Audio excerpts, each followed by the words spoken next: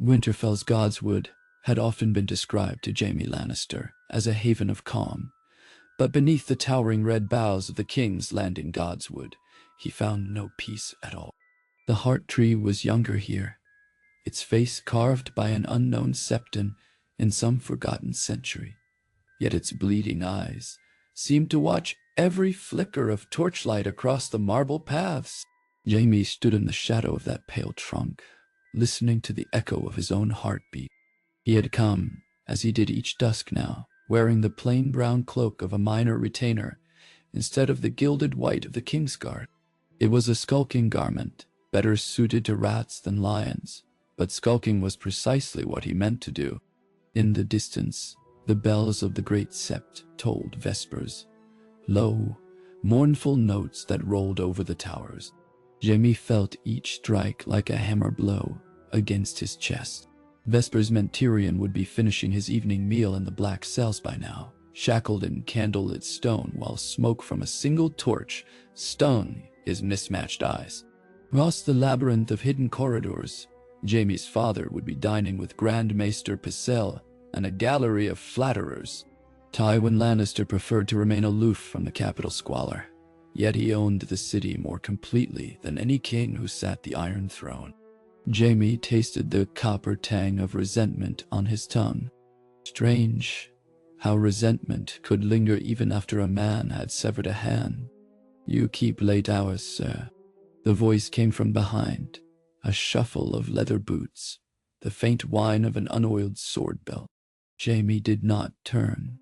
He knew who it was by the sibilant undertone in those words. Varys appeared between two pillars in gray silk slippers, moving with the noiseless grace of a court shadow despite his girth. Moonlight fell across his smooth pate, turning it to polished bone. "I might say the same," Jaime answered, eyes never leaving the heart tree. "Little birds have a way of keeping me up."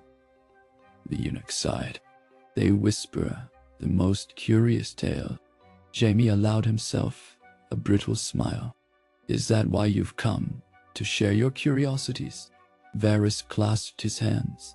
"I've come because I once promised your brother a debt of gratitude. Dwarfs are easier to bury than to save, you know. All those nooks and crannies in a palace wall can swallow a small man whole. But gratitude keeps me industrious. None get to show." Jaime finally faced him. "You promised Tyrion freedom after his innocence was proved. That day has not come. The gods love jests, sir, and the small folk love simpler stories. The realm already tastes vengeful blood on its tongue. Then we'll wrench it from their mouths," Jaime said, too shocked. He felt the phantom itch of his lost sword hand, fingers clenching air. "Will you help me do that, Spider?" Varys' expression rippled like warm wax. A potent question.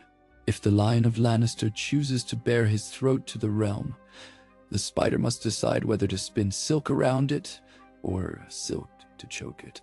"Speak plainly. Plain speech is murder in the Red Keep, sir. Yet." He produced a roll of parchment from his sleeve. "These are nightly orders written in Lord Tywin's own hand. They regard the guard rotations for the black cells." Jaime felt the world constrict into that parchment. "How did you? Birds," Varys said blandly. "Some sing out of fear, others for crumbs. Your father pays well. But so, too, does necessity." Jaime snatched the roll, unsealing the wax with his thumb. "Names, hours, keys. A perfect skeleton key built of words. What bribes, what threats would it take to slip each lock?" The map flowered in his mind. Stones, stairs, shadows, weak places in walls where centuries of damp had loosened mortar. He saw himself moving like night fog, cloak brushing the mossy floor, sword on hip, though he could no longer wield it as he once had. "You risk much," he murmured. "I risk what I must for a realm worth saving. And is Tyrion worth saving?" Varys tapped a finger to his lips. "Clever man can be worth many kingdoms, if kept breathing. He inclined his head. One more thing. A ship waits in the Blackwater, beneath Saltspear Wharf. Its captain is a Volantine who loves debts repaid. Should two lions wish to vanish into mists, he will weigh anchor at Moon's height. Jaime's pulse drummed. He thought of Cersei, her fury, her golden hair spilling like molten sunlight across silken pillows, and of the promise he had made to her on the day of Joffrey's birth. Promises could sour, and love could curdle. Tyrion's face rose instead, smeared with the grime of Blackwater mud, yet bright with mischief. They had laughed like boys that night, drunk on victory stolen from Stannis' fleet. Could he let that laughter die in a noose? Go, Jaime said. If birds are near, let them sleep. I have lions to rouse. Varys melted into shadow. Jaime stood a moment longer beneath the weeping heart tree, before turning toward Maegor's holdfast, cloak billowing like an accusation behind him. P.G.S.Q.L. Pie. Steel rang in the training yard, and sparks danced across moon-washed sand. Jaime moved through the shadows, his left hand resting on the golden lion head pommel of his belt dagger. The whispers of pages in the white book followed him like mocking ghosts. Sir Jaime Lannister, prodigy of the sword, Kingslayer, Oathbreaker, cripple. The litany had grown heavier with each year. Tonight it would grow heavier still, for he meant to betray the very walls he had sworn to guard. Ahead he spotted Adam Marbrand pacing outside the sally port, helm beneath one arm. Adam's auburn beard caught the torch glow. Jaime, he greeted with a faint nod. They had grown up sparring in the shadow of Casterly Rock, brothers of the blade once, if not of blood. Lord Marbrand, Jaime replied, you're far from your levy. Quartermaster's ledger, Adam lied without blinking. I could ask the same of you. Couldn't sleep. Jaime's smile came thin. They both knew how lies tasted. Adam's gaze slipped to the maimed stump, hidden beneath Jaime's woolen glove. Still aches. Still ghosts, Jaime conceded. But ghosts do not hinder a man from walking, nor from sinning. Adam's words were soft as ash on snow. Yet in them, Jaime heard warning. Tywin's reach extended even into old friendships. Be wary, Adam added. The hand sees farther than daylight. Jaime touched his dagger's pommel in silent thanks, then pressed onward. In the narrow passage between stables and sapped, he found a pair of Lannister guards slumped against the wall. Wine flasks nestled in drowsy hands. The sweet rot of arbor red lingered in the air. Jaime stepped over a snoring foot and caught the stable gate's iron latch, lifting it without a clink. His palfrey waited within, gray as dusk. But he left the horse. The black cells were 3 levels down a stair tower thick with cobweb dark. Riding would come later. First he needed his brother alive. P.G.S.Q.L. Search. How? The descent smelled of mildew and rat piss. Each landing offered a new opportunity to falter, yet Jaime's strides remained sure. He knew these steps, as well as any charted battlefield. A man could memorize distances when he measured them, nightly with regret. His boots kissed stone in silence, and his breath clouded before his lips. Torches hissed in their brackets, but between each sconce the dark closed like a fist. At the final turn he found the first obstacle. A gold cloak slumped on a stool, snoring gently, keys jingling at his belt. Jaime's knife flashed, then paused a hair from the sentry's throat. His father's voice echoed, "Dead men leave fewer tongues." Tyrion's voice countered, "Dead men tell no tales, but live ones can be bought." Jaime sheathed the blade and instead tipped a flagon of sweet sleep into the sentry's open mouth. The man coughed once, swallowed, and slumped deeper. Keys slid free with a faint chime. He eased down the corridor past narrow slits where moonlight bled pale across the floor. Every second torch he doused, Shadows thickened, and with them his confidence. Soon only one brazier glowed at the corridor's end, its coals reflecting in puddles along cracked stone. Beyond lay a broad iron door caged in steel bands. 4 more guards flanked it, 2 seated, 2 standing, playing at dice atop an overturned crate. Their laughter rose, triumphant or bitter with each toss. Jaime reached into the pouch at his hip and drew out 2 gold hands, miniature replicas cast by a jeweler in the Street of Silk to mock his missing limb. Oh! He lobbed them into the corridor's far corner. They clattered like falling crowns. The dice players straightened. 7 hells, muttered one. Did you hear? The second guard lifted his torch. The flame crawled along the walls, bending shadows. Jaime pressed himself flat between a buttress and the blackened bones of a torch bracket, heartbeat slow as a smith's hammer. The guards advanced one by one, boots scuffing grit.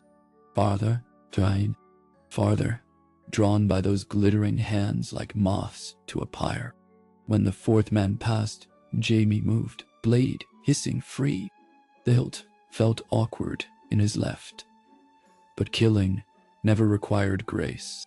He took the rearmost guard first, burying the point above the collar. A gurgle, a shudder. The corpse toppled silently. The others turned too late. A slash across the throat, an elbow to a jaw, a knee into ribs. One went down, gasping. Another swung his halberd, metal singing, but Jaime stepped inside the arc, slammed pommel into temple, and the man crumpled. The final guard stumbled over his comrades, scrambling for the torch. Jaime's dagger found his eye. Blood hissed on stone. Jaime wiped his blade on a fallen cloak, then dragged the bodies into an alcove beneath an old oubliette door. He left them stacked like cordwood, torches quenched. The dice box lay spilled across the corridor, cubes of bone stained red. He hoisted the iron bar and shoved the black shell gate open. Tyrion sat on a low pallet, shackles bolted to the wall. His hair was tangled straw, his face gaunt. Yet his eyes gleamed bright as wildfire when he looked up. Sibling affection at this hour? I'm honored. Jaime closed the gate behind him, slotting the rusted bar. Stand. You brought a key, I hope. Or shall I gnaw through the iron? Jaime's smile was tight. He knelt, fitting steel into each cuff. I'm sorry for believing me guilty. Tyrion's voice was brittle glass. For waiting so long. Click, Dottie. One shackle fell. Click, the other. Tyrion flexed his wrists, red welts purpling. What's the plan, brother dear?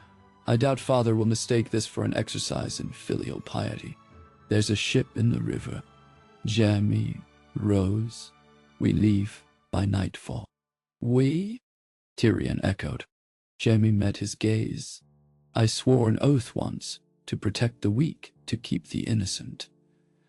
I failed more than I kept. Tonight I choose differently. Tyrion's grin curved slow. Then let's make our father proud and ruin everything he's built. PGSQL. Smuggling a dwarf through the Red Keep should have been impossible. Yet Jaime found the castle strangely complicit. The corridors he knew as bustling arteries lay sleeping under a hush drawn tight as a funeral shroud. Torchlight dwindled. In its place, moonbeams slithered through arrow slits, silvering dust motes. Jaime guided Tyrion along servants' stairs, through sculleries where boar grease congealed in pans, across a covered bridge whose shutters rattled in the wind like bones in a tomb. The black water glittered far below, ink swirling with star shards. No sign of Cersei, Tyrion whispered, though no one else was near. Jaime's throat tightened. She will not forgive this. That makes 2 of us, she's damned. Tyrion limped faster, chains clinking in his hand. He turned a corner and froze. A lone figure stood halfway along the passage, lantern raised. Pink shadows danced across her cheeks. roses carved of flesh. "Jaime," whispered Brienne of Tarth. The lantern trembled. "I sought you at the yard," she said. "Sir, what are you doing?" I could ask the same. "I heard rumors of blood in the dungeons. I feared for you." Her eyes slid to Tyrion. Recognition flickered, followed by a storm of emotions. Duty, pity, horror. "This is treason." "Justice," Jaime replied. "The law failed him," Jaime cut in. "As it failed me, as it failed you at Harrenhal." Brienne's jaw clenched.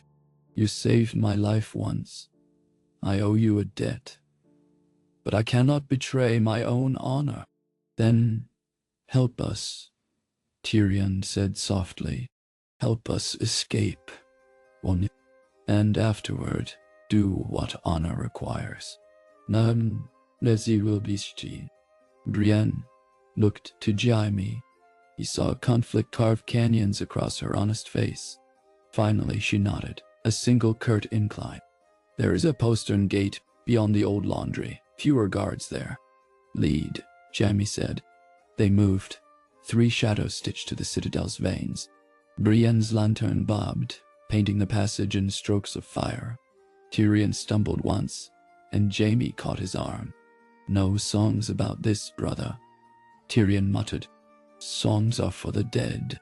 "Then let's remain unsung." Ahead, the postern gate loomed. A thick oak door set in crumbling masonry. Brienne produced a ring of keys, her hand steady despite the tremor in her breath. One key slid home, turned. The bolt groaned. She heaved the door inward.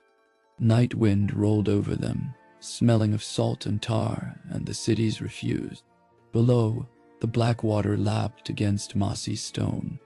A narrow dock jutted like a finger toward a waiting galley, hull painted midnight blue. "Go," Brienne urged. Jaime stepped onto the dock first, wood creaking under his boots. He helped Tyrion down the rickety ladder. The water slapped pilings beneath. A rope ladder dangled from the galley's stern. "You could come," he told Brienne. Her eyes shone in the lantern glow. "My place is here. If the realm burns, someone must defend what's left." Jaime touched her arm in silent gratitude. Then he turned toward the ladder. "PGSQLE." The galley's captain, a hawk-faced Volantine named Jorato, greeted them with scant bow. "Payment?" he asked, accent guttural. Jaime tossed him a purse heavy with golden lions. Jorato weighed it, grunting satisfaction. Below decks they found hammocks strung between beams, the wood smelling of citrus oil and mildew. Tyrion collapsed into the nearest and sighed. "I never thought I would weep for the scent of rotten oranges." Jaime sat across from him on a barrel. The ship rocked gently, ropes groaning. Above, muffled voices barked in Valyrian. Tyrion stared at the ceiling. "Do you know what Father will do?" "Yes." "Then why are you still here?" Jaime drew a long breath. "Because I have spent my life letting other men decide what my honor means. Father, heiress, the vows of a Kingsguard. Tonight I decide. Now, this treatment to us to the mission." Tyrion closed his eyes. "For that, I thank you." Silence settled, broken only by water slapping hull. Jaime's thoughts drifted, to Cersei's fury, to Tommen's innocence, to Brienne's steadfast gaze, to the roar in Tywin's voice when he discovered the breach. Somewhere in those echoes he heard a lioness scream. "Sleep," he told Tyrion. "We have rivers yet to cross." PGSQ. Dawn had not yet touched the sky when the galley eased into mid-current. Sails furled tight against a moonless wind. Jaime stood at the prow, cloak snapping behind him. Each ripple against the keel felt like a heartbeat counting down to war. He closed his eyes and let the river's chill kiss his cheeks. Somewhere upriver, ravens would already be winging across the dawn. Black shards against pink sky. They would bear his father's wrath. Jaime imagined the message. So Jaime Lannister has betrayed the crown. The dwarf is fled. Find them. Kill them. He tasted iron on his tongue. Was that fear or exultation? Footsteps approached. Tyrion clambered beside him, wrapping a patchwork cloak around narrow shoulders. I dreamt of chains, he said, but when I woke, they were gone. Dream of freedom instead. Freedom is a ship that leaks, Tyrion said dryly. Where will she take us? Essos, Jaime answered. Perhaps Bravos, perhaps somewhere no lion's roar reaches. Tyrion laughed softly. Lions have long shadows. Then we outpace them. Tyrion leaned on the rail. I've seldom trusted the river. It always remembers where it came from. Jaime glanced at him. Ow. And where's that? The mountains, Tyrion said, voice distant. It carves away stone and carries it to sea, grain by grain. No fortress can stand against water forever. Jaime nodded. Nor against time, nor against brothers. Tyrion amended a small smile. The sun finally broke, bleeding peach across water. Mist curled like smoke, hiding the galley from any watchers along muddy banks. Jaime inhaled the morning, salt, river rot, the tang of pine drifting down from black water rushed tributaries. He felt alive in a way that frightened him. Joratho barked orders in his tongue. Sailors unfurled canvas, and the ship picked up speed, slicing mirrored water.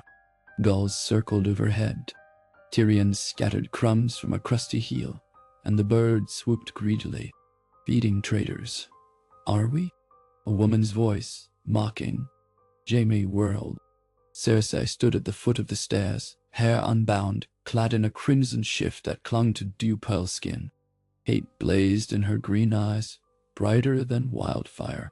Behind her, Qyburn hovered like a gaunt shadow, clutching a leather satchel. You, Jaime began, stunned. She strode forward, a lioness scenting blood. You thought you could crawl away under cover of night, strip the crown of its jesting imp, and rob me of justice? Jaime stepped between her and Tyrion. Stay back, or you'll what? Cersei hissed. Stain your other hand with Kinslayer's blood. Tyrion raised his shackled wrists. Sister, have mercy. Mercy? She laughed. A jagged, glassy thing. Did you show mercy when you poisoned my son? I did not. Lies. The world narrowed to 3 hearts thundering on a rocking deck. Sailors froze, sensing the tempest. Qyburn's voice slithered. Your grace, the plan. Cersei ignored him, advancing. Jaime's hand found his dagger. Strange, that weapon looked so small where ice and fire converged. I will see his head on a spike, Cersei vowed. And yours beside if you stand against me. Jaime met her gaze. Saw the girl he'd loved, the mother of his children. The mirror of his own darkest self.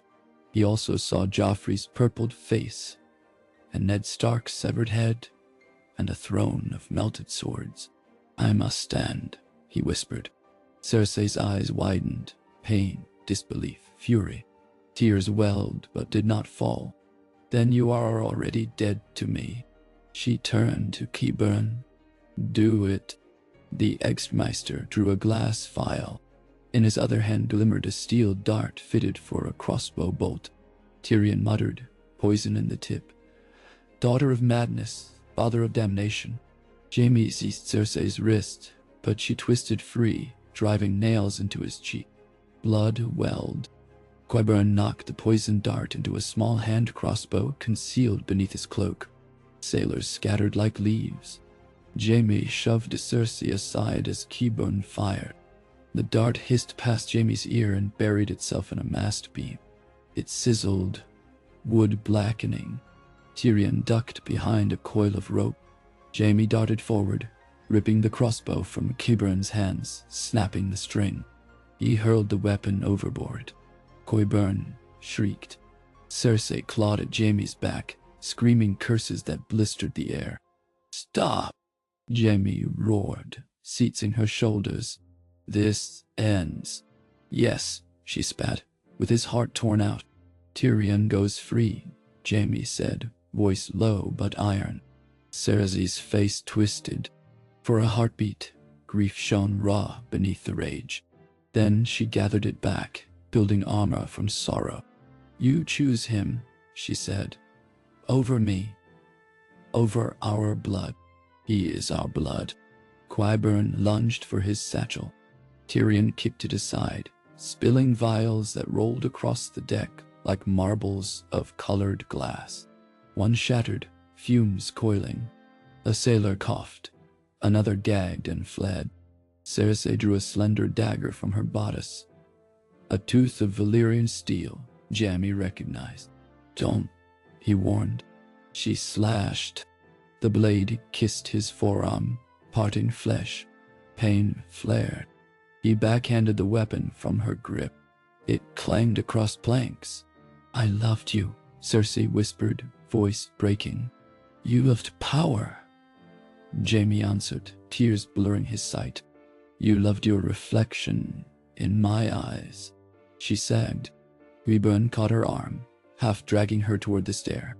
"This is not over," she vowed, eyes burning with green fire. Jaime watched them vanish below.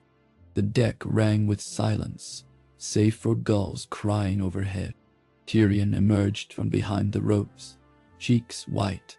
"You let them live," he said. "I am no kinslayer," Jaime replied. Tyrion's sigh was a shudder. "That makes one of us, if half the realm keeps lying." PGSQL. Wind filled the sails again, clean and cold, bearing them toward the widening mouth of the bay. Behind, King's Landing's towers shrank, mottled gold by dawnlight. Smoke from 1,000 chimneys rose like black banners. Jaime tasted ash. Tyrion joined him at the prow once more, chainless wrists cradling the rail. "There will be pursuit," he noted. "Will be gone before they muster. Father's vengeance rides swift, but truth rides swifter," Jaime countered. "And sometimes truth is an arrow none can dodge." Tyrion chuckled, though sorrow tinged the sound. "For a man who never read my books, you grow poetic. I had a good teacher." They stood silent as the galley cut waves.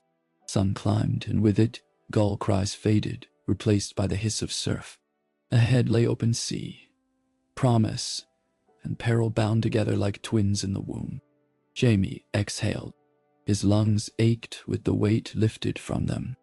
He had slain no king tonight, yet he had broken a kingdom all the same. Perhaps breaking was the only way to rebuild. Behind, faint over water, the bells of the great sept tolled again, slow, heavy knells shivering down the wind. Jaime wondered who they mourned. A father? A daughter? A realm? Or two brothers adrift between tides, chasing a dawn that might never come? He set his gaze upon the horizon. Clouds piled there like mountains of milk and flame.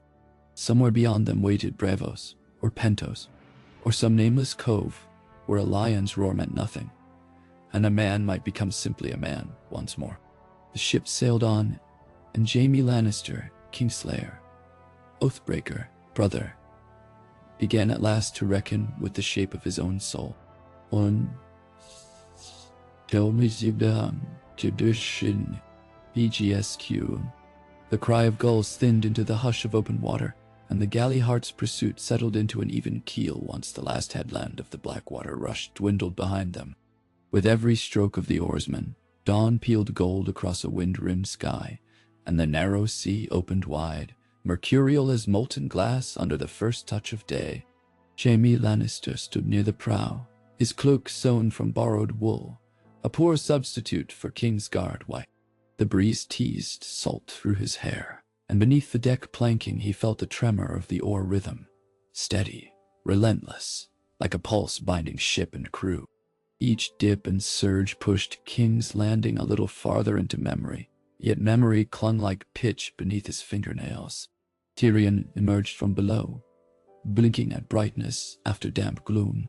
He wore a rough-spun doublet newly pilfered from the storeroom, stitched crudely about his belly, but he looked more himself now that the black cell grime had been scrubbed from beard and brows. In his hand he carried a half-empty wineskin. JAIME raised a brow. "Before you chastise me," Tyrion said, "I remind you that men have survived wars on weaker medicine. Besides, the captain's stores include vintages I would not inflict upon Dornish goats.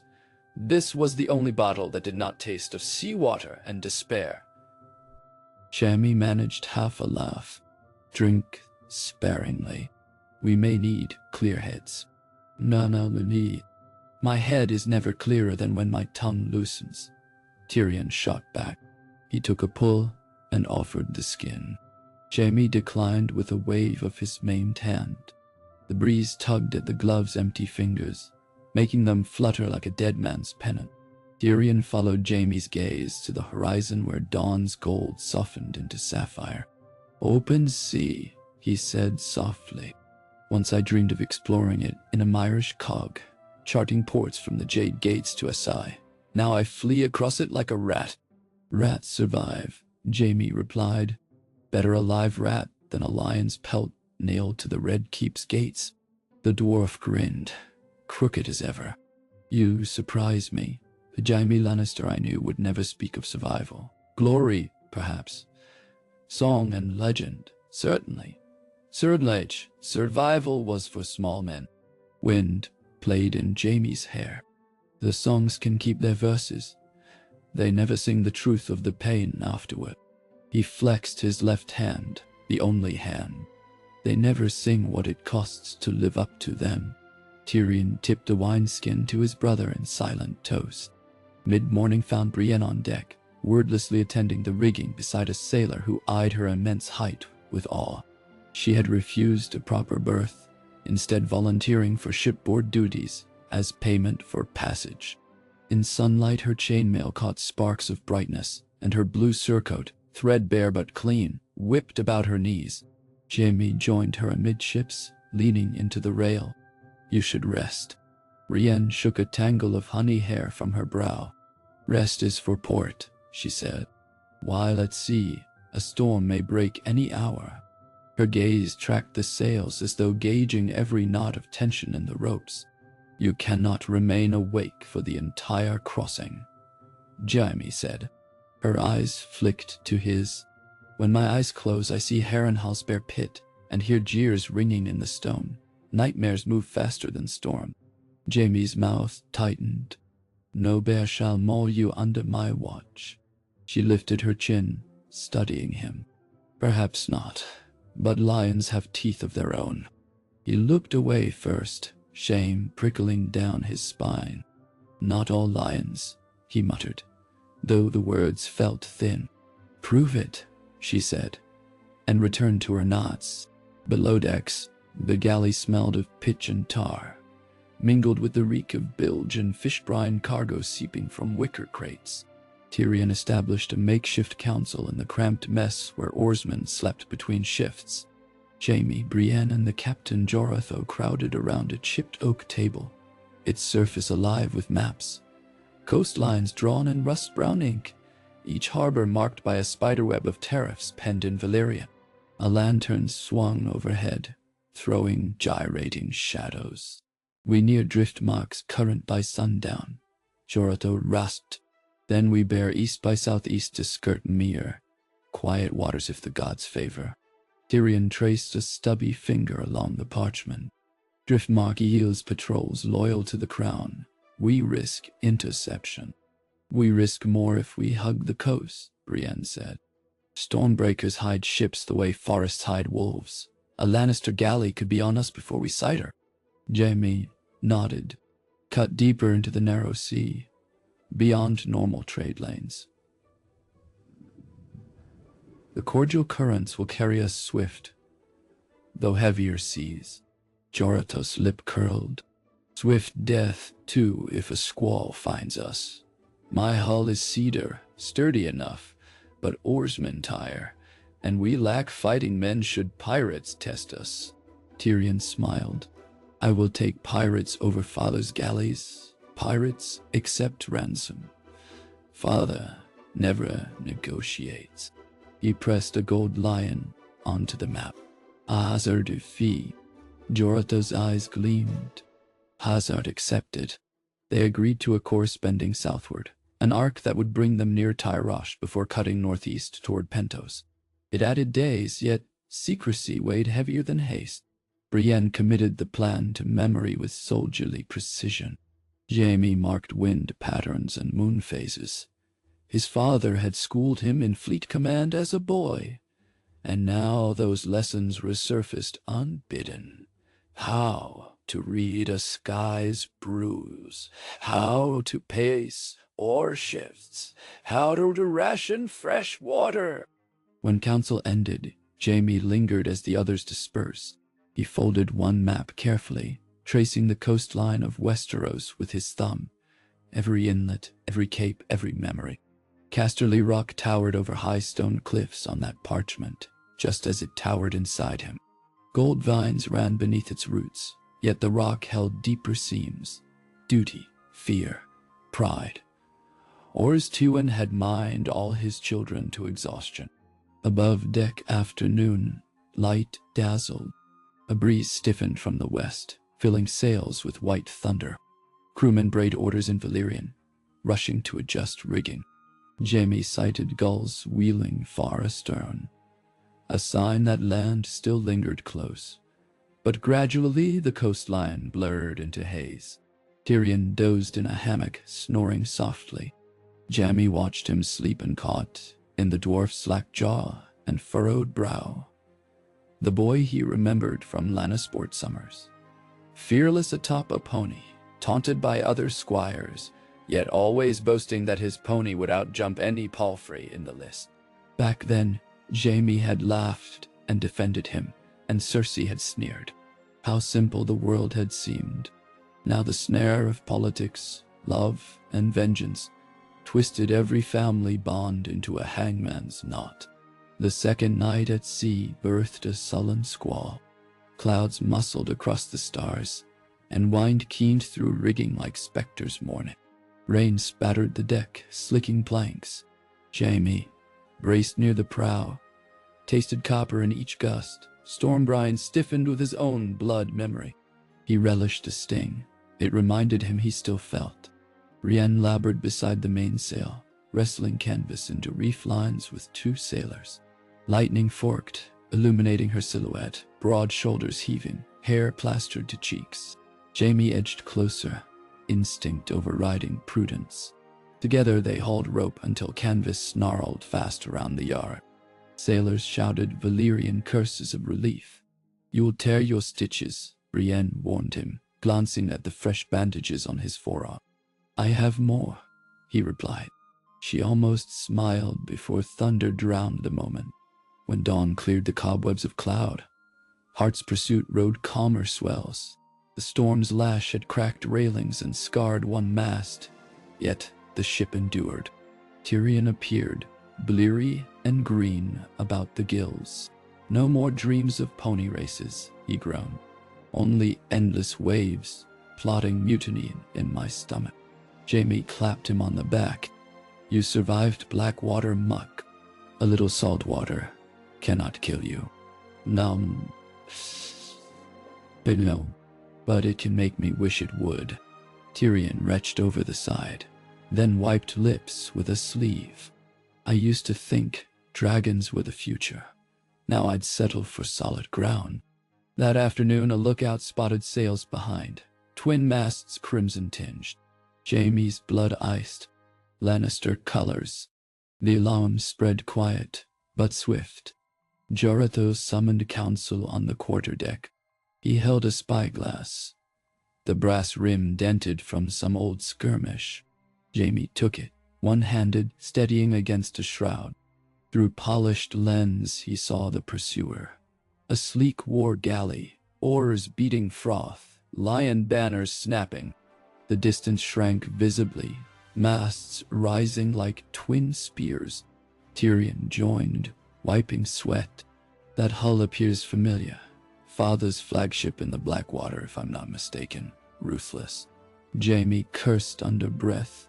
Tywin named that ship after our great-great-grandfather. Brienne's eyes narrowed. Can we outrun? Jorah hissed through teeth. Heart's pursuit is no slug, but their oars double ours. Given wind, we could outsail them, but breeze favors neither side this hour. Mandali, Nidai. JAIME considered options. Lighten load, cut rigging for speed, row double shifts. But even then, Ruthless carried Lannister crossbowmen, poised to pick sailors off once within range.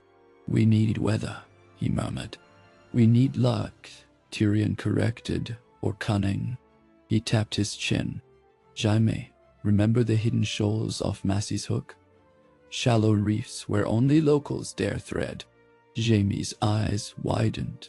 They lie north by 3 leagues, charted poorly, wholly absent on many maps. Brienne frowned. You would run us aground. No, Tyrion said. But we tempt them to follow while we skirt edges our deeper draft just clears. If the squall last night scrubbed enough sand, with Ruthless larger, one wrong turn, and her keel kisses rock. JAIME turned to Jorah. Can your pilot thread shoals blind? Blind no, Jorah said, but I know star markers. With a steady helm and prayers to Mother Royne, we might slip through. JAIME rested his good hand on the captain's shoulder, then set course. We trust steel to hold, but trust cunning more. Orders flew. Sailors hauled lines, rudder swung. Heart's pursuit angled north-northeast. The sea here glimmered pale jade, deceptive tranquil. Gulls screamed overhead as though sensing coming wreckage. Afternoon wore long. Ruthless clung to pursuit, closing half a league distance. Arrow fire began, a test volley falling short, shafts hissing into waves. Tyrion ducked reflexively, then straightened with forced nonchalance. They cannot reach yet, he said, voice brittle. JAIME placed himself between Tyrion and likely angle of fire. Near sunset, shoals emerged, not visible to eye but betrayed by changes in watercolor. Green melt to yellow turpentine, where sand rose beneath. Jorah shouted coordinates. The helmsman countered pitch of rudder. Heart's pursuit slowed, creaking, slipping through a narrow pass between hidden teeth of stone. Waves foamed white over shallow bars. JAIME held breath. Keel scraped once, shrill but brief. Crewmen muttered prayers. Behind, Ruthless bore down, wind stoking her sails as her captain scented capture. Tyrion's lips moved silently, counting heartbeats. Punch, like heaven splitting, erupted. JAIME spun to. Ruthless shuddered mid-channel, her prow lifting, then grinding to halt. Masts tipped, sails luffing violently. From her deck rose shouts of despair. Another crunch, rock spearing hull. Water surged into her belly, list deepened. Hot to starboard, Jorah yelled. Heart's pursuit cleared final sandbar, sliding into deeper blue. Behind a Lannister galley, now a wounded beast, men leaping overboard. JAIME felt torn, relief battled guilt. Lannister sailors were kin by banner, some by blood. Yet their mission had been his doom. He gripped rail until knuckles whitened. Brienne's gauntlet touched his wrist. You saved your brother without slaughter, she said. I condemned good soldiers, he answered. War does so hourly, she replied. At least here you gave choice to flee. Night swallowed Ruthless, her lanterns flickering like dying fireflies atop distant breakers. Hart's pursuit slipped south again, deeper into open sea, sails heavy with new wind. Days turned glassy. Waves shimmered under suns so fierce even seagulls abandoned flight for drifting logs.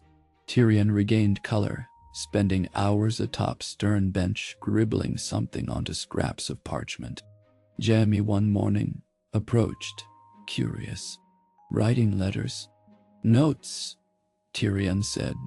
"If death finds me again, I prefer the world recall my story unspoiled by Cersei's lies." "A memoir?" "A ledger," Tyrion corrected. "Of debts owed and sins committed. Honest accounting fascinates me these days." Jaime frowned at his own reflection in polished brass guardrail. "And my entry?" Tyrion's quill paused. "To be determined," he said softly. "Ask me when we reach Pentos alive." The third week brought them within sight of Taroshi's sea towers, spiraled stone painted azure and paint. Rumor claimed Myrish lens grinders crafted optics there, able to spy sails beyond horizon. Tyrion urged caution. Jaime insisted they pass by night. Jorah waited for a crescent moon before steering Hart's pursuit through the labyrinth of trade ships anchored outside the harbor, their lantern chains reflecting like nets of fallen stars. The galley slipped silent, oars muffled with cloth. Pentos lay another 3 days beyond, if the weather held. On the eve of reaching Pentoshi waters, Brienne requested a spar in the narrow crew deck cleared of barrels. Jaime laughed at the idea. "I can scarcely lift practice steel with my left," but she insisted, producing 2 ashwood sticks weighted at one end.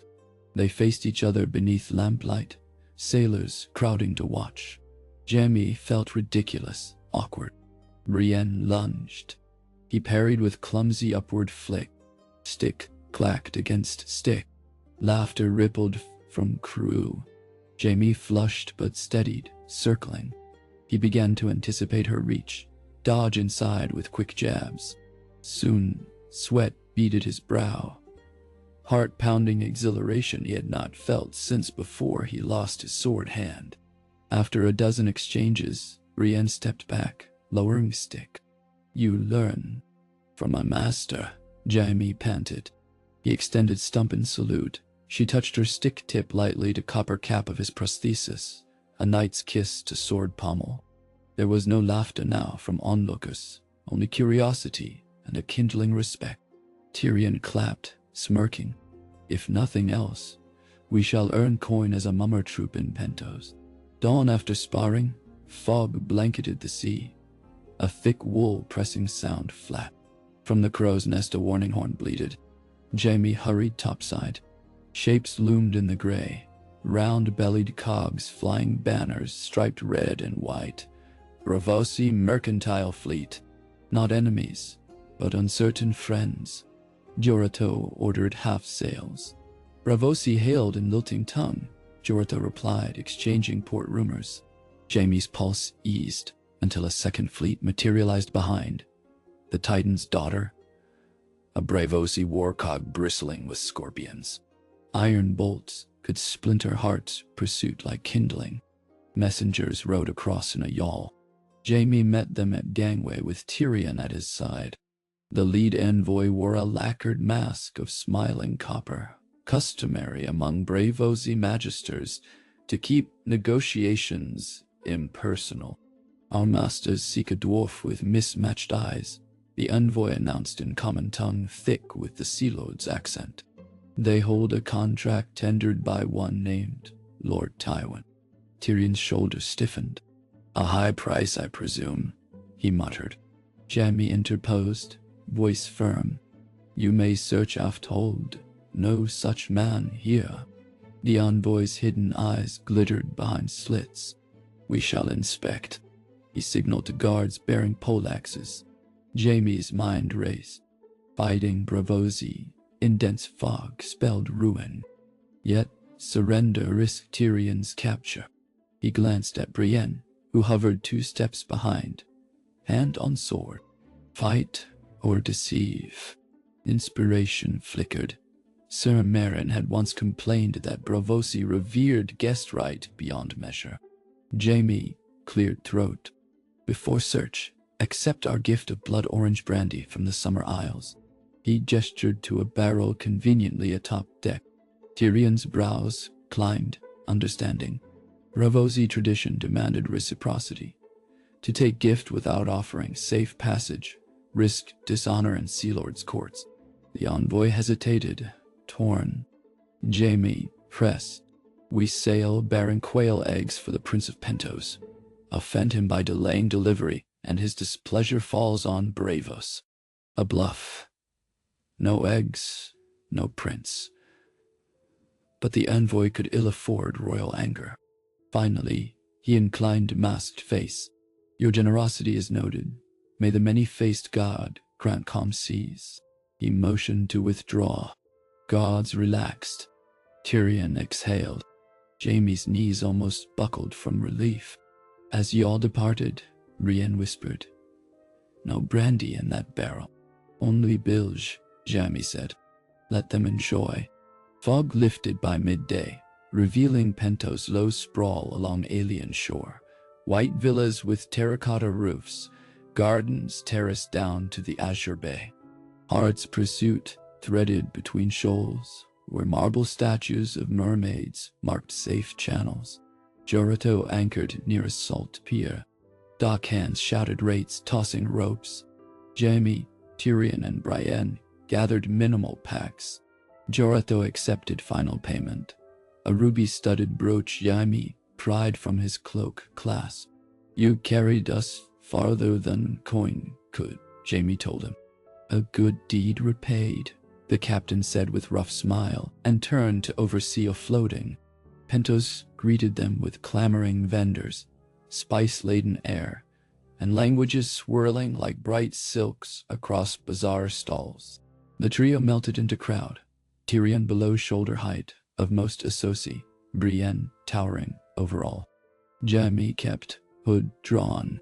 Tyrion navigated serpentine alleys until they reached a shaded courtyard where a fountain chimed. A portly man in orange silks, rings flashing, approached. Illyrio Mopatis, magister and notorious dealer in secrets. He embraced Tyrion theatric.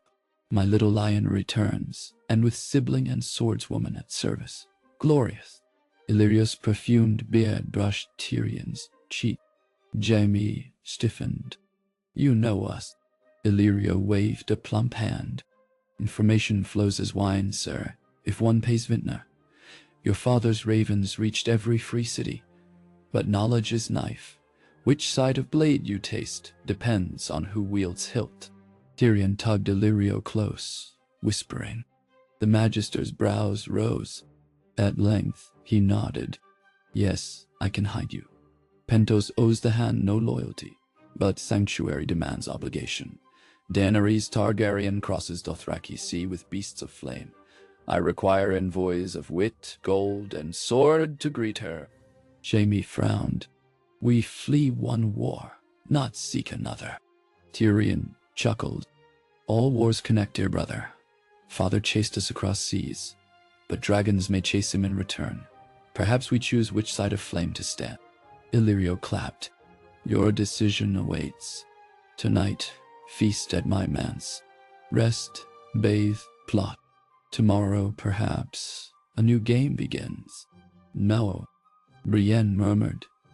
"Games cost lives. So does standing still," Tyrion countered. JAIME looked skyward.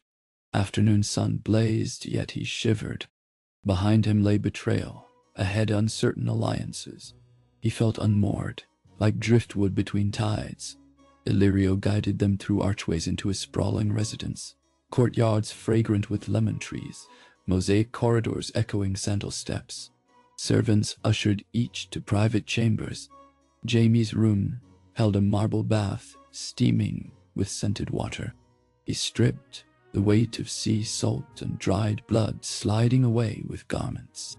When he lowered himself into bath, heat enveloped his battered muscles, drew out tension. He closed eyes. Memory surged. Cersei's face twisted in rage. Tywin's cold judgment, Joffrey's corpse. For a heartbeat guilt clawed. He had abandoned his children, Myrcella in Sunspear, Tommen in King's Landing. Yet he had abandoned them long before tonight, he realized. Each time he obeyed Cersei over conscience. Each time he killed for power's sake. Could he become better father at distance? Or must he sever past entirely to forge new path? Water lapped as he shifted. Somewhere a lute played soft pentoshi chords. Jaime breathed deep of lemon and sandalwood. Evening draped orange over city rooftops when he emerged robed in linen. He found Tyrion in Illyrio's library, leafing through a Valyrian scroll while sipping pale wine. "You bathe like a maiden, preparing for tourney," Tyrion teased. "I feared you drowned." "I weighed possibility," Jaime confessed, half-smile. He scanned shelves towering to arched ceiling, laden with histories, ledgers, prophecy treatises. Quite a trove. Illyrio invests in knowledge. He claims parchment yields greater profit than spice. Tyrion rose. "Come, the feast begins." Banquet hall glittered with braziers casting amber over low tables piled with stuffed duck, honeyed olives, sweetgrass salad, bowls of fiery saffron soup. Musicians piped and drummed, while dancers twirled in silk scarves. Illyrio presided from a cushioned dais, jewel-bright and jovial. Jaime seated beside Brienne. She eyed plates uncertainly, fork dwarfed by her hand. Jaime carved roast boar, placing slice on her trencher. He urged. "We may need strength soon." She nodded gratefully. Tyrion sat opposite, deep in conversation with a Lysini concubine draped in translucent gauze. He coaxed her laughter, though his eyes remained guarded, calculating. Between courses, Illyrio addressed Jaime. "I hear tales of your prowess before misfortune. Dragon Queen values knights of famed name." "Imagine," Jaime echoed flatly. "You doubt." Illyrio sipped wine. "Dragons shift balance. Old lions must adapt or perish." Jaime leaned back, studying flicker of torchlight across Illyrio's plump features. "And what would you have me do? Kneel to girl across sea? Perhaps bow to future?" Illyrio said. "Your father's realm rots under debt and intrigue. Daenerys brings fire, yet also renewal. She frees slaves. Small folk cheer her name." Brienne listened, face grave. Tyrion joined conversation, wiping sauce from beer. Illyrio paints Daenerys in gold leaf. Truth holds cracks. Still, father's grip weakens. Marguerite Tyrell charms Tommen. High Sparrow rises in capital. Ironborn raid western shores. A storm approaches. No. Jaime swallowed wine. "And we ride another storm?" "We steer it," Tyrion corrected. Night Jaime could not sleep. Moonlight through lattice window painted silver bars across floor, mocking the black cell shackles Tyrion once wore. He donned cloak, wandered courtyard where fountain whispered. He found Brienne seated on low wall, sharpening sword by starlight. "You should rest," he said. She shrugged. "Edge must be ready." Jaime studied shimmer of blade. "Would you follow me into another war?" Brienne continued honing, strokes measured. "I swore to keep you safe until purpose met. If your purpose becomes Queen of Dragons, I must decide." "You owe me nothing," Jaime said softly. Her whetstone paused. "You once leapt into a bear pit for me. That debt endures." She met his gaze. "But I follow honor above debt." Jaime lowered onto wall. "What is honor, Brienne? I thought it clearer once. Now every path stains hands." "Honor is not path," she said, "but lantern. It shows stones you may stumble on, but you still choose road." He He considered. Lantern, dot, light, fragile, amid wind. Yet even a wavering flame could guide. Dawn, rose golden peach over Pentos. Over breakfast Illyrio delivered news. Ravens from Westeros confirm Tywin Lannister musters fleet at Lannisport, seeking his son. A bounty doubled for Dwarf's head, and rumor claims King's Council declared JAIME traitor. Tyrion snorted. Not unexpected. He sipped citrus water. Send ravens of our own, Illyrio. Whisper that Tyrion Lannister sails east for Volantis. Let father chase ghost. Wine. I'm on one ois. JAIME arched brow. You intend a different course. Dragonstone, Tyrion said, eyes alight. Daenerys approaches from east, but Dragonstone stands empty. Seize the seat, offer port. A gesture of alliance. Meanwhile, father's ravens pursue fake trails. Illyrio stroked beard, pleased, bold. With my purse for ships, feasible. Brienne frowned. Dragonstone under Crown's banners, still. Loyalists hold fortress. No, themselves. Loyalists answer to coin in lean times. Tyrion countered, or flee when cannons roar. JAIME felt stir of old daring, the lure of siege, and chance to carve destiny beyond father's reach. Yet he pictured Tommen, gentle boy king flanked by schemers. If war ignited, Tommen lay at center. I cannot. JAIME breathed. All eyes turned. My son rules, JAIME said. I will not raise arms against him, even through Daenerys' proxy. Tyrion folded arms. You freed me from certain death. Let me free you from certain guilt. Tommen's council manipulates him. Father rules. Cersei rules. Storming Dragonstone need not bleed Tommen. It might unseat father instead. No, Polystri. JAIME shook head. A throne gained by fire is still fire. He rose. I seek another path, somewhere beyond crowns. And where is that? Tyrion challenged. JAIME looked eastward across garden to sunrise, glinting off marble statuary. I do not know, but I would find it without more slaughter. Illyrio sighed. A lion without claws hardly survives jungle. Perhaps, JAIME said.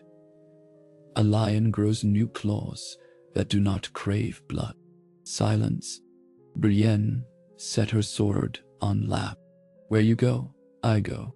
JAIME glanced gratefully. First we repay Illyrio's hospitality, then perhaps ride north, not south. I've heard talk of sellsword halls in Pentos that hire for guard duty on the Rhoyne. Honest work. Silver and not soaked in War of Kings. Tyrion chuckled. Honest sellswords, myth rarer than dragons once were. Still, coin is coin. JAIME extended hand. Come with me, brother. Leave father's chessboard. Tyrion studied proffered hand, expression unreadable. At last, he clasped wrist. For now, but should path cross destiny of dragons, I will not shrink. JAIME nodded. Then we walk side by side until roads part. Illyrio arranged 2 geldings and 1 massive warhorse. Brienne's mount, for departure at dusk. He pressed sealed letters of introduction to Rhoynar merchants who needed escorts upriver. He accepted no coin from JAIME, only a promise of future favor. Courtyard lanterns flickered as they saddled. Tyrion adjusted stirrups sized for normal men. JAIME helped sling packs. Brienne inspected harness traces thrice, patting her mare's neck. As gates creaked open, Illyrio raised lantern, fat rings glittering. May your lantern guide true, sir. May your book find just balance, dwarf. And may your sword find no bear pits, Lady Brienne. Brienne allowed small smile. Tyrion tipped invisible cap died. Hooves clattered into Pento's night streets. Market stalls shuddered, yet spice scents lingered. The trio rode past sleeping statues of enthroned princes, past moonlit canals and arching bridges. At quays they paused. Heart's pursuit lay moored, dark sails furled. Jaime lifted hand in farewell to silent deck. They turned north onto coastal road where lantern posts dwindled into star-washed dark. No escorts but wind and surf-pounding distant breakwater. Jaime felt weight lighten with each stride away from intrigues. "Brother," Tyrion said quietly, "what tale shall the bards sing of us if we vanish into anonymity?" "Let them sing nothing," Jaime said, smiling into night. "Let them wonder." Brienne's laughter startled gull from dune. Horses trotted, leaving prints in dust that breeze soon erased. Above, sky unfurled velvet sprayed with stars, limitless and unscribed, like the story still ahead, waiting, patient, free. Ivan, Sirnan, Tanrosti, Shisa Fati, BGSQ. Moonlight silvered the road beyond Pentos, glinting from damp cobbles, as though each stone held a sliver of the sky itself. Jaime sat the saddle of his borrowed gelding, shoulders swaying to the animal's lazy stride. To his right, Brienne guided her warhorse with practiced calm, faint rasp of male hush-hushing, each inhalation of sea wind. Tyrion, astride a shaggy palfrey more suited to farm chores than epic flight, brought up the rear, cloak hood staving off night's chill. They spoke little the first league. Words felt brittle in the hush after Illyria's courtyards, where scented braziers had softened their edges. Now only hoofbeats and the distant boom of surf broke the quiet. The coastal track soon bent inland, trading salt for loam-rich scents of tilled fields. A lantern swung from the horn of Jaime's saddle, its glow rising and falling like a firefly caught in glass. Shadows leapt from tree to tree as they passed, so that each crooked trunk seemed a watchman. Jaime tasted the old thrill, ride by night, senses sharp, unknown horizons ahead, but it was tempered now by the weight of his vow to leave the Game of Thrones behind. Every rustle felt like Cersei's whisper on the wind. Every darkened farmstead a reminder that father's ravens could be nesting there. Past midnight, they came to a broken waystone, carving where the main road split. One arm trailed east, into the disputed lands. The other sloped north toward the valley of the Painted Roin. Tyrion dismounted to study moss-caked runes with a flicker of torchlight. "Our caravan meets us where these arms converge on the morrow," he announced, voice echoing. "A free Roinar factor named Cerys, the Lean. He hires guards for a barge squad north to Selhorys. He's late-bound and lightly armed, good for purses like ours." "Lean or no, I care he pays," Brienne said. She scanned the tree line. "We should camp less exposed." They led horses off the path into a hollow beneath alder branches, where ferns tangled in dusk-blue mats. Jaime struck sparks, nursing a fire while Brienne hobbled mounts. Tyrion produced a skin of Illyria's pear brandy and 3 tin cups. They drank in silence, warmth seeping through bellies into bone. Jaime watched sparks coil up into leaves overhead. "We still sail waters father charts," he murmured. "Even landlocked, his vengeance swims." Tyrion sipped, savoring. "Better we know currents than pretend sea is gone. The day will come we face him, whether across battlefield or dinner table." Brienne poked at the fire with sword tip. "If that day finds us, face him with honor clear." Tyrion chuckled. "Your stubborn Northman's sense of honor has become a whetstone to Jaime's conscience, my lady. Sharpen gently, or you'll whittle him away." "Steel-honed, thin-cut swift," she replied, half smiling for once. They ate hard cheese and fig bread, then wrapped cloaks tight. Jaime lay awake after the others slept, counting heartbeats against the crack of dying embers.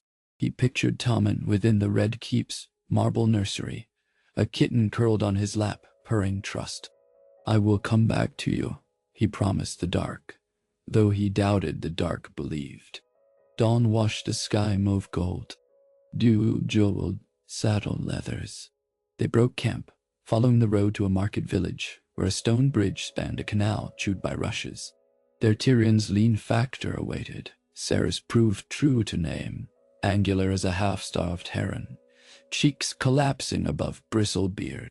His single eye, milk-white marble, replaced the other, regarded them with equal parts suspicion and hope.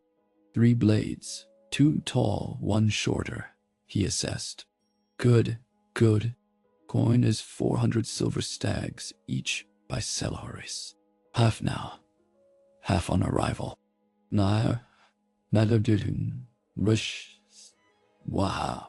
400 dragons would sound sweeter, Tyrion said. 400 stags is enough to feed a regiment of orphans, Cerys countered. You sign or walk. Tyrion spread hands. A bargain struck. They clasped wrists, silver passed. Cerys' caravan consisted of 6 mule-drawn wagons, bolts of dyed silk, casks of olive oil, and crates of painted lambs. A dozen porters marched barefoot, and a pair of drovers handled reins. 2 guards already rode ahead, a scarred Lyseni named Crezio wielding a hooked axe, and a Summer Islander bowman with luminescent eyes who answered only to nil. They eyed the newcomers with measured nods, professional courtesy among swords for hire. The day's march wended through low farmland, speckled with windmills, whose vanes turned lazy in faint breeze. Scarecrows lurched between weak clumps, tattered silks flapping. At distance they resembled pennants of forgotten armies. JAIME rode flank, scanning hedgerows. A lark's trill soared overhead, but otherwise peace reigned. By noon they reached a toll post manned by Pentoshi soldiers. Cerys presented writs. The soldiers counted barrels, eyed Brienne's greatsword, let them pass. Silver quietly changed hands. Beyond, landscape shifted. Fields gave way to olive groves buzzing with cicadas. Air thickened into lantern heat, trapping scents of resin and crushed time. Tyrion trotted beside Brienne. Some say these groves descended from cuttings carried by Nymeria when she fled Valyria's jaws. 900 boats, each holding a dream that outlived an empire.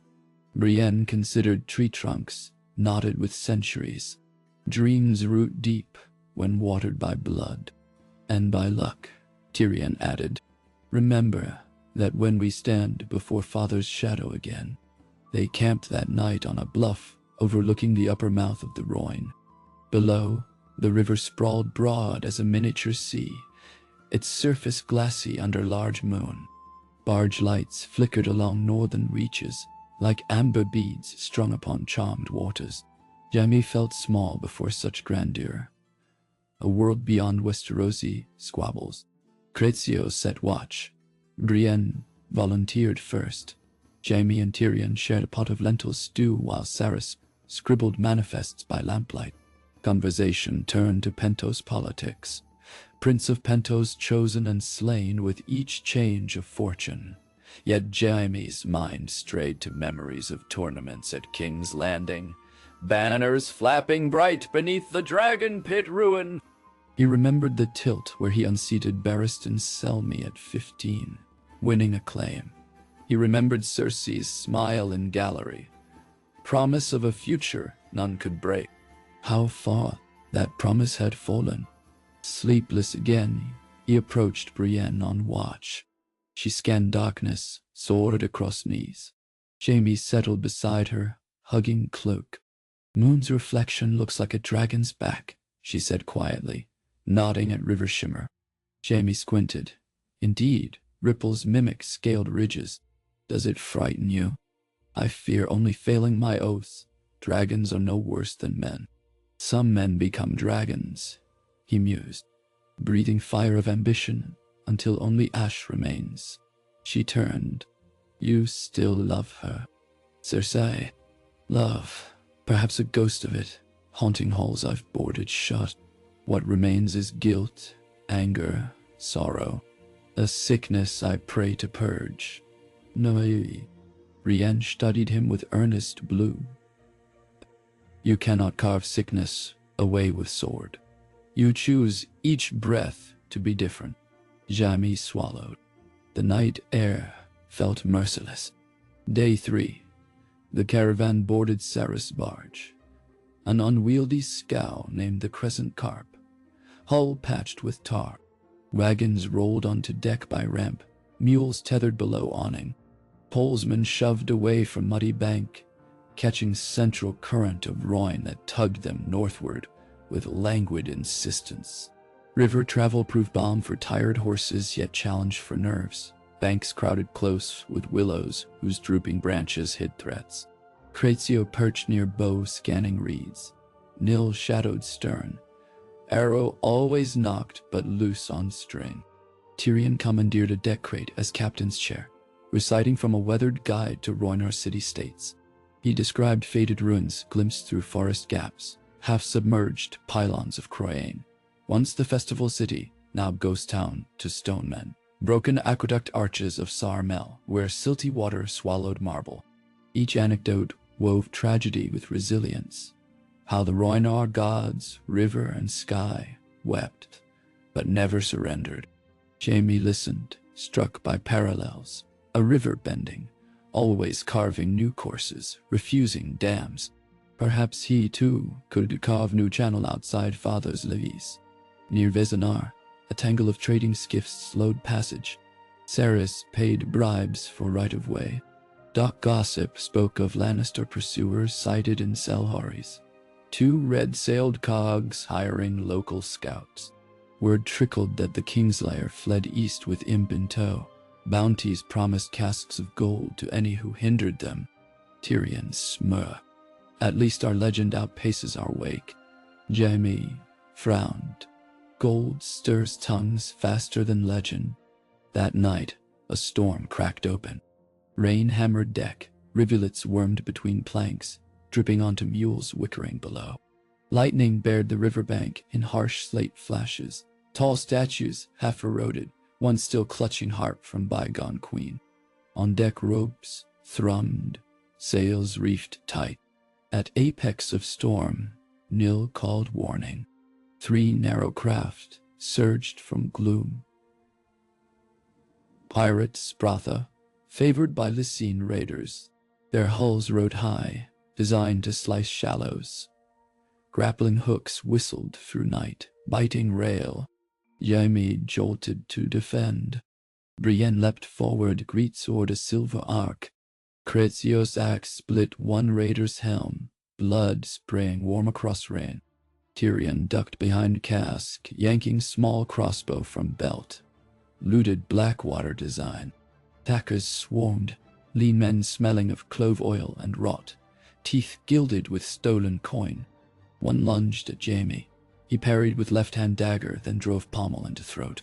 Lightning flared again, revealing second ship crossing to starboard. Pirates shouted Valyrian curses. Brienne met a pair on gangplank, blade cleaving first at collarbone. Second, she kicked into torrent. Axe swung behind her. A third foe. But she twisted, chainmail ringing, countercut severing forearm. JAIME fought back-to-back with Cratio, using dagger and shield jerry-rigged from barrel lid. His left wrist cramped, but adrenaline-powered ruthless efficiency, learned since loss of hand. Tyrion loosed quarrels from cover, each thud followed by yelp. Rain blinded, thunder deafened, but hearts found rhythm in battle. Nil upon a roof of wheelhouse shot arrow after arrow, each streak of feathered death lodging in skull or chest. Sarah steered erratic zigzags, buffeted by wind yet preventing pirates from stabilizing. Still numbers pressed. One pirate leapt close, knocking JAIME sideways. Dagger clattered. The man raised curved blade. JAIME, one-handed, feinted for handle, but instead head-butted, smashing nose. Pirate reeled. Brienne's sword ended him. As quickly as skirmish flared, it ebbed. 2 pirate boats drifted free, decks strewn with dead. Third caught current and fled, a lone helmsman shouting vengeance promises. Rain slackened, exposing carnage. Cratio panted, leaning on axe. River devils seldom strike so far north. Cerys cursed breathless, hauling wounded porter from rail. Gold bounty loosens devil's chains. Jaime knelt by corpse of an attacker, fingers probing sash. He withdrew scrap parchment bearing crimson wax. Lannister lion. Message scrawled inside. Intercept, Westerosi dwarf. Hold until galley arrives. Father's coin, he muttered, handing note to Tyrion. Tyrion's lips twisted. Easier to outrun father's hounds than silence their hunger. Brienne washed blade in river. Rain turned mist clung to her hair, giving her almost spectral aura. We continue. Repairs delayed departure until midday. Masts patched, dead committed to river with stones tied. Jaime spoke silent prayer, though uncertain which god he served nowadays. 7 seemed distant on foreign water. Old gods belonged to cold trees. Lord of Light held tongues of fanatics. Perhaps the Roina River Mother would watch these souls. They passed through Celery's 2 days later. High domes of lapis jeweled sky, but streets teemed with unrest. Tyroshi envoys argued tariffs.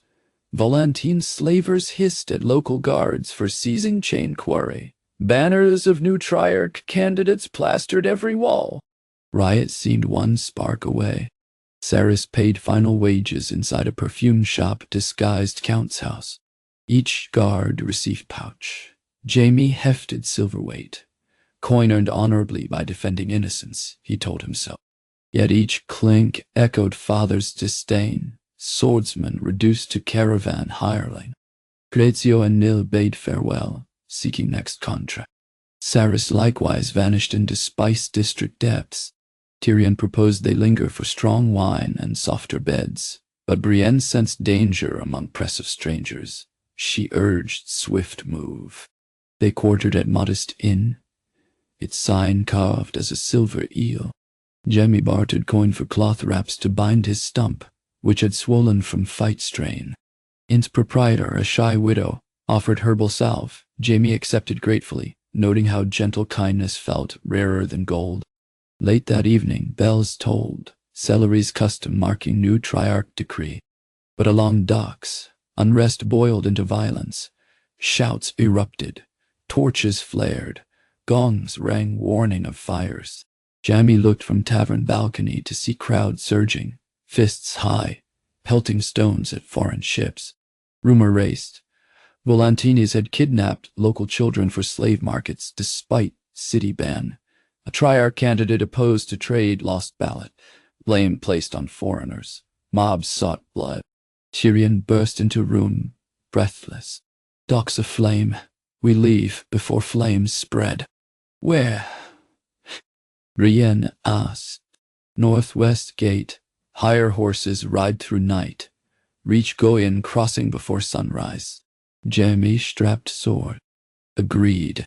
They descended back stair, slipping into alley behind inn. Smoke already drifted from waterfront, ember flecks swirling. Streets seethed, artisans armed with clubs, fishmongers wielding gutting knives, sailors shouting in half-dozen tongues. Chaos parted around the trio by instinct, given Brienne's towering presence and Jaime's predatory grace. Still, projectiles flew. One cobble clipped Tyrion's shoulder. He cursed, staggering. At stable yard near gate, they found a merchant panicking over his draft horses. Jaime tossed purse onto hay. 3 mounts, now. Merchant pushed bridles over fearful heads. Brienne hoisted Tyrion onto dapple mare. Jaime swung onto chestnut gelding. They galloped through gate as guards debated whether to shut it. Fields rushed by, road uneven.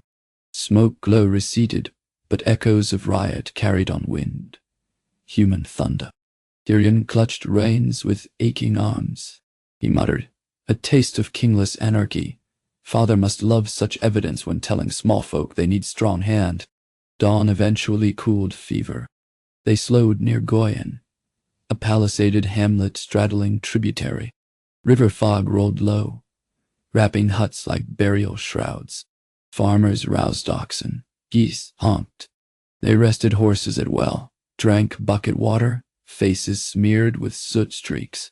JAIME examined Tyrion's shoulder bruise, purple blossoming. He ripped strip from cloak, fashioned sling. You still breathe. Survival, dear brother, is my chief talent. Tyrion winced but grinned. Brienne returned from bargaining with ferryman. Raft across tributary, ready within hour. After crossing, roads diverge. One to Volantis, one to old Volantis ruins. Volantis still swears to father's gold, Tyrion said. Old ruins shelter, nothing but ghosts of the long bridge. Yet we could slip unseen along Delta, gain passage toward Kuhor eventually. Jaime considered. Forests near Kuhor, rumored haunted by shadowcats and darker things, but fewer Lannister coins there. None died. They chose Ghost Road. After raft ride, they wove through Delta land, past reed beds alive with dragonflies, past ruined watchtowers, whose bas-relief tigers crumbled. Crickets hissed incessant. Path became muddy track, vanished into marsh, then reappeared as walkway along dikes. Travel slowed, hooves sank. Twilight painted wetlands violet when distant horns sounded. Jaime stiffened, distinct cadence of Volantine patrol. He urged hush. They guided mounts into cane thicket, waited. Shortly, 5 riders trotted by on flagged path, black dolphin banners, a Volantine high family crest. Armed with arbalests, they scanned marsh. One pointed toward tracks leading from ferry. Patrol pressed on at canter. Tyrion exhaled. Volantini's relish father's bounty more than Triarch votes. They will circle back, Brienne warned. Jaime nodded. Nay. We abandon horses, travel on foot into old Volantis jungle. Terrain slower for cavalry. And for a dwarf, Tyrion muttered but complied. They removed saddlebags, releasing mounts to wild. Brienne severed girths to prevent capture. Horses bolted into reeds. Night fell starless under dense canopy of ghostry swamp. Luminescent fungi dotted roots, casting eerie aquamarine sheen. Cries of unseen beasts echoed. Tyrion stumbled often. Jaime steadied him with single-hand pull. They followed game trail, occasionally glimpsing marble fragments half-sunken, carved with tiger stripes, remnants of Valyrian colony, whose might rivaled Rome's. At splash of water behind, Jaime spun, dagger up. A boar-sized reptile with frilled neck slithered from pool, yellow eyes catching fungal glow. Brienne stepped between, shield raised, but creature merely hissed, retreating. Still, fear simmered. Unknown world beyond father's maps indeed. By dawn they reached ruin outskirts, vine-choked pillars forming avenue once grand, now gnarled. Birds nested within lion-mouthed fountains. They collapsed beneath toppled arch, exhausted. Tyrion's sling soaked sweat. Jaime's stump throbbed. Brienne's greaves smeared with swamp muck. Sleep claimed them for hours. When they roused, midday sun filtered through ripped canopy. Jaime scavenged pomegranates from wild growth. Brienne trapped freshwater crabs between stones. Tyrion located remnants of old storeroom, intact roof sheltering dust-coated amphorae of sour wine. They drank sparingly nonetheless. Over meal they debated future. Tyrion favored pressing northeast to Norvos, where Sellsword Brotherhood rumored to despise Westerosi politics. Brienne argued for crossing Rhoyne again to join convoy of pilgrims bound for Mother Rhoyne festival. Crowds camouflage.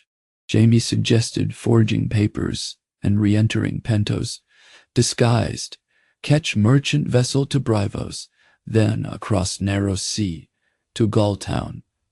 Seek pardon from Arryn Regent. Each plan risky. Conversation halted by eerie call, like panpipe wail. carrying through ruins. Tyrion swore softly. Out of foliage emerged robed figures wearing masks carved from tiger bone. 5 in number, each carried spear fashioned from obsidian-tipped driftwood. One stepped forward, mask painted with ochre stripes. Voice female, though deep. Strangers trespass on Holy Avenue. Speak names. Nuan, W. Jaime stood, hand to dagger, but none threatening. Travelers only, seeking safe passage north. Safe passage demands tithe, she replied. Mask hid eyes. Tyrion cleared throat. We respect your claim. What tithe is required? The robed woman inspected them. Blood or memory? At signal, her companions leveled spears. Jaime's brows knit taut. Explain? She lifted small obsidian blade, slicing her palm. Dark blood ran. One of you spill equal. River spirits know you then, and let path open. Or share memory of pain. Speak it beneath Tiger Gate, and spirits feed on sorrow. Choose. Near the Renum, Jimmy, Tyrion murmured. Rona priestesses. Legend says they guard ruins of Tiger Kings. Barter in memories. Brienne stepped forward.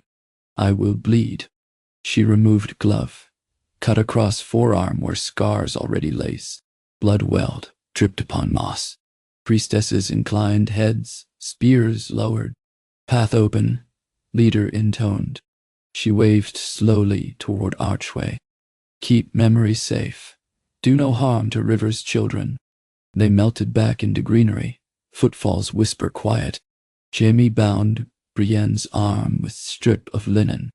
Her expression calm. Small price, she said. Tyrion exhaled. Remind me ever to challenge your valor, my lady. They departed ruin by midday. Each wondered what memory they might have offered. Jaime's mind flashed to wildfire burning beneath King's Landing. Tyrion's to father's cold promise of inheritance. Brienne's to mockery at Tarth's courts.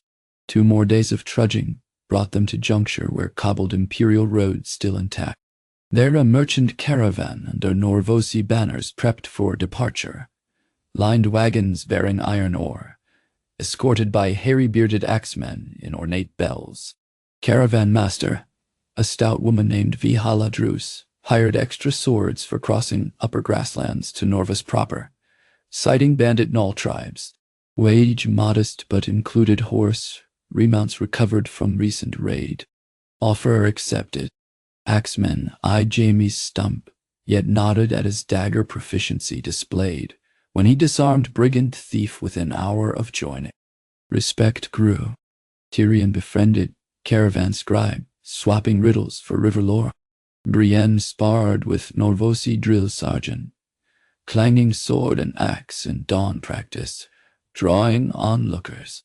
Open grassland felt liberating, endless seas of saffron stalks, swaying, sky, vault vast. At night, stars glittered unmarred by city smoke. Jaime reclined beneath wagon wheel, listening to grass hush, realizing he had not thought of Cersei for half a day. Such silence felt like wound healing. On 7th sunset, a dust plume signaled riders approaching. Bandit gnolls indeed. They shrieked high war cries, pelts and horns adorning bodies. Caravan formed ring. Norvosi axes locked shields. Brienne led wedge at gap. Jaime fought agile, weaving among wheels, slashing hamstrings. Tyrion loaded crossbow, targeting bandit captains perched on hyena-like mounts. Battle raged under violet dusk. Grass burned where torches fell. Jaime almost faltered when stump jarred against shield rim. Brienne intercepted spear thrust meant for him, sword shattering half. They pushed back until gnolls retreated, leaving dead. Aftermath found Brienne carving tally on shield rim. Another victory. Norvosi roasted hyena meat in thanks. Drums pounded. Wine flowed. Tyrion danced awkward jig with scribe. Jaime laughed unbridled for first time in memory. though pain still throbbed. That night, away from revel, Tyrion approached Jaime with scroll. Raven arrived among scribe packets. He handed parchment. Jaime unrolled. Sigil encoded, but words plain. Lord Tywin dead. Lion roars no more. Purple Fang claims master fell on privy. Crowned stag mourns true hand. Jaime swayed. He reared thrice. The message borne probably by earlier network now reached them through trade rumor. Father dead, he whispered. Tyrion's gaze gleamed with mixture. Grief, relief, dread. You know rumor. Some claim I killed him. Others claim Varys. But father is gone.